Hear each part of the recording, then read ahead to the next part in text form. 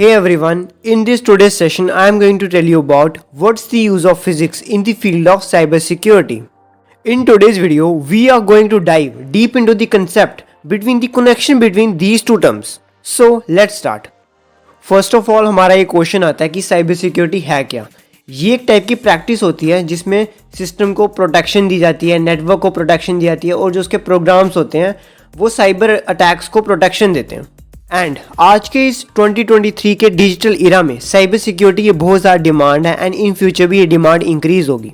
But आपको ये भी चीज़ में समझना पड़ेगा कि जो फिजिक्स है उसका भी साइबर सिक्योरिटी की फील्ड में बहुत ज़्यादा इंपॉर्टेंट रोल है। फिजिक्स के जो बहुत सारे न्यूमेरिकल कंसेप्ट्स हैं, जो बहुत सारे टॉपिक्स हैं, वो सारे हमको काम आते हैं साइबर सिक्योरिटी की फील्ड में। एज यू ऑल नो कि जो फिजिक्स है उसके बहुत सारे आगे सब टाइप्स होते हैं, बट साइबर सिक्योरिटी की फील्ड में क्वांटम फिजिक्स का सबसे ज़्यादा यूज़ आता है। ये हाईली यूज़ होती है in the world of cyber security और टेक।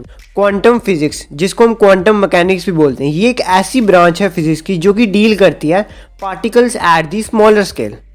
क्वांटम फिजिक्स में ऐसे पार्टिकल्स के बारे में स्टडी किया जाता है जो कि बहुत ही स्मॉल स्केल में पाए जाते हैं, मीन्स जैसे कि माइक्रोब्स हो गए, इन सब के बारे में।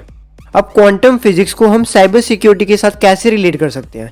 आपका इसका मतलब सुन के लग रहा होगा कि ये बहुत सारा डिफरेंट टर्म्स हैं, बट ये इंटर रिलेटेड है विद ईच अदर।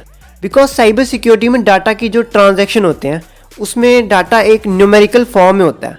वो न्यूमेरिकल फॉर्म बहुत ही छोटे छोटे एक क्रैश कोड में होता है। सो उस क्रैश कोड को समझने के लिए हमको क्वांटम फिजिक्स का यूज़ आता है। मीन्स इसको हम ऐसे समझ सकते हैं कि जब डाटा ट्रांसफर होता है from one device to another device, तो वो एक छोटे छोटे न्यूमेरिकल डिजिट्स के फॉर्म में ट्रांसफर होता है। सो उन एक एक डिजिट को प्रैक्टिकली डीपर लेवल पे अंडरस्टैंड करने के लिए हमको क्वांटम फिजिक्स का यूज़ करना पड़ता है साइबर सिक्योरिटी में।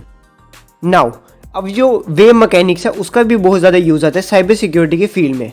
एस्पेशली जो वेव थ्योरीज हैं, वेव के कंसेप्ट हैं, उन सब का यूज़ आता है साइबर सिक्योरिटी में, मीन्स डाटा को प्रोटेक्ट करने में। अब आपको wave theory and cyber security ये दोनों भी एक अलग अलग टर्म्स लग रही होंगी, बट ये दोनों इंटर रिलेटेड हैं with each other. Cyber security की फील्ड में नेटवर्क ट्रैफिक के टाइम जब हमको पैटर्न्स, एनॉर्मस एक्टिविटीज़ को ट्रैक करना पड़ता है कि ये पैटर्न्स कैसे मिलते हैं, इसको ट्रैक करना पड़ता है, तो उस चीज़ में हमारा यूज़ आता है वेव थ्योरी, वेव मैकेनिक्स का। वेव थ्योरी का हम यूज़ करते हैं पैटर्न्स को एनालाइज करने में, एंड उनको एनालाइज करने के बाद हम अपने डाटा को प्रोटेक्ट कर सकते हैं, साइबर अटैक से अपने डाटा को बचा सकते हैं। नाउ मैंने अब तक आपको दो फिजिक्स की ब्रांच बता दी जो कि यूज़ होती है साइबर सिक्योरिटी में, एक quantum physics and second one is wave mechanics. ये दोनों चीज़ें मैंने आपको बता दिया कि साइबर सिक्योरिटी में कैसे यूज़ होती है। नाउ जो क्वांटम मैकेनिक्स है उसके जो सब टॉपिक्स हैं वो भी बहुत ज़्यादा यूज़ होते हैं साइबर सिक्योरिटी की फील्ड में। क्वांटम मैकेनिक्स का एक सब टॉपिक है हाइसेनबर्ग अनसर्टेनिटी प्रिंसिपल। आपने इसको क्लास 11th के केमिस्ट्री में भी पढ़ा होगा। हाइसेनबर्ग अनसर्टेनिटी का जो प्रिंसिपल है वो हमको ये बताता है कि किसी भी पार्टिकल का मोमेंटम एंड उसकी पोजीशन हम एक साथ कैलकुलेट नहीं कर सकते। अगर हम मोमेंटम निकालेंगे तो उसकी पोजीशन रह जाएगी, अगर हम पोजीशन निकालेंगे तो उसका मोमेंटम रह जाएगा। ये ऐसे लॉ वर्क करता है।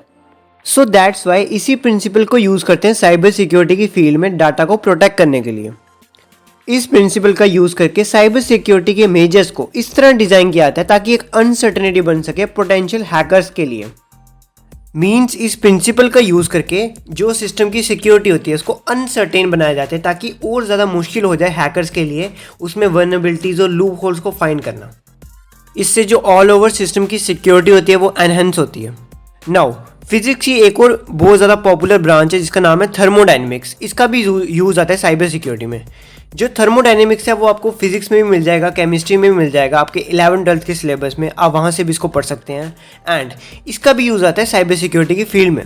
In physics thermodynamics deals with the transfer of energy, but एक डिजिटल वे में इस एनर्जी को हम रिलेट करते हैं इंफॉर्मेशन से। थर्मोडायनेमिक्स के हेल्प से हम साइबर सिक्योरिटी में ये समझ सकते हैं कि इन्फॉर्मेशन ट्रैवल कैसे करती है, वो ट्रांसफ़र कैसे होती है। ऑनलाइन पेमेंट्स वगैरह जो होती है हमारी, ऑनलाइन डाटा ट्रांसफ़र होता है या ऑनलाइन बैंकिंग होती है, जो ऑनलाइन मनी ट्रांसफ़र, ये सब वर्क कैसे करता है, ये हम थर्मोडायनेमिक्स से समझ सकते हैं। सो ये मैंने आपको सारे फिजिक्स के कंसेप्ट बता दिए जो कि साइबर सिक्योरिटी में यूज़ होते हैं, वाइडली यूज़ होते हैं। एंड आपको इन सबको एक डिटेल में एकदम पढ़ना पड़ेगा एडवांस लेवल तक, तभी आप साइबर सिक्योरिटी की फील्ड में एक अच्छा ग्रो कर पाओगे। I hope you like that video. For more cybersecurity and tech related content, you may subscribe my channel. Thank you.